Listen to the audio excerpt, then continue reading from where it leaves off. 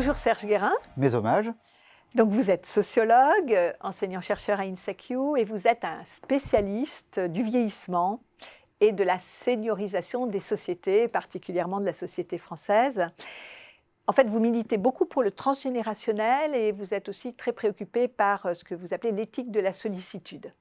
Alors, vous êtes l'auteur de très nombreux ouvrages, dont le dernier, Les Quinquados, puisque les quinquagénaires sont des seniors, et qui est paru ce livre chez Calman Levy en 2019. Alors en fait, j'aimerais évoquer avec vous cette question des seniors, plus particulièrement sur le marché du travail. Alors on est senior dans le sport à 25 ans, on peut être un très grand senior à plus de 80 ans, mais on est senior sur le marché du travail à 45 ans, officiellement. Et on sait que c'est à 50 ans que le couperet vraiment tombe de la discrimination au moins ressentie, la première discrimination sur le marché du travail. Alors, est-ce que vous le voyez, vous, en tant que sociologue, est-ce que ça continue à exister alors que la population vieillit ?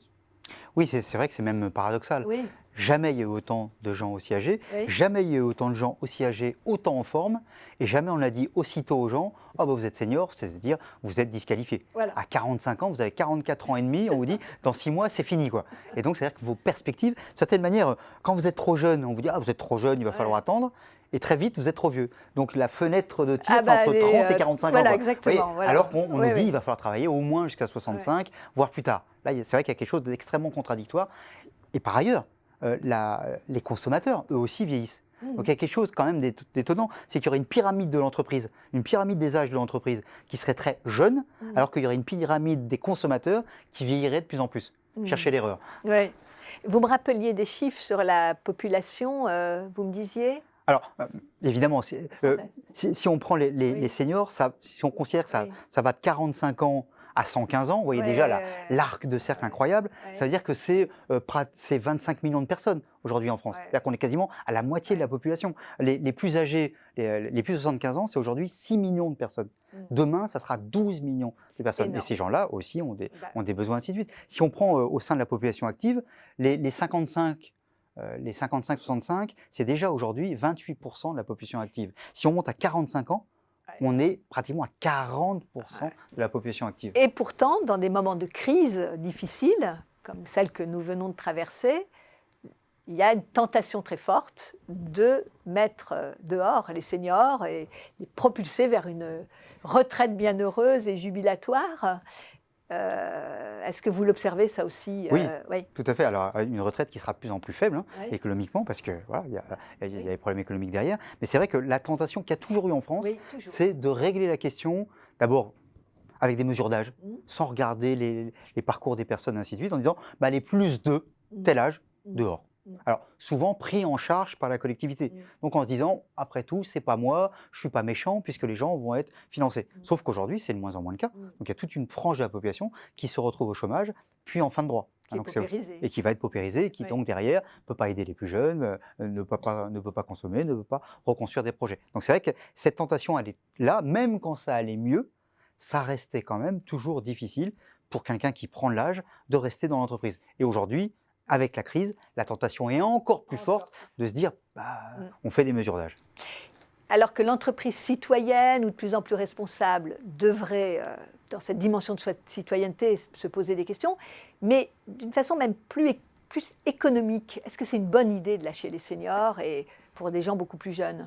Alors, pourquoi les gens le font au-delà de... C'est que derrière, il y a des représentations hyper négatives sur l'âge. Globalement, l'idée, c'est vous commencez à prendre de l'âge, vous êtes nécessairement incapable de suivre les nouvelles technologies. Vous prenez de l'âge, vous n'êtes pas productif. Voilà, c'est ça qu'il y a derrière finalement. Et puis, c'est vous prenez de l'âge, c'est pas bon pour l'image de l'entreprise. Il y a quand même une représentation hyper négative de l'âge, chez les décideurs en particulier. D'ailleurs, plus on est haut, je dirais, plus on a un regard assez négatif sur l'âge. La réalité, elle est complètement autre. Par exemple, toutes les études, et vous en connaissez bien plus que moi, toutes les études qui ont été faites, les études académiques montrent qu'il n'y a pas une perte de productivité l'âge venant. Et évidemment que quelqu'un de 85 ans, mais heureusement, il n'y en a quand même pas beaucoup qui travaillent encore dans les entreprises, les gens de 85 ans sont moins véloces sur un ordinateur que quelqu'un de 25 ans, certes. Mais quand on regarde l'ensemble de la productivité, la question du relationnel, la question d'aller chercher la bonne information, on s'aperçoit que les plus âgés sont même plutôt meilleurs. En fait, ils n'ont pas le même chemin vers l'efficacité et ça peut être un tempo complètement différent, mais tout aussi efficient. Tout à fait. Un DRH me racontait un jour, mais en fin de compte, les jeunes, ils utilisent par des moyens techniques pour trouver l'info.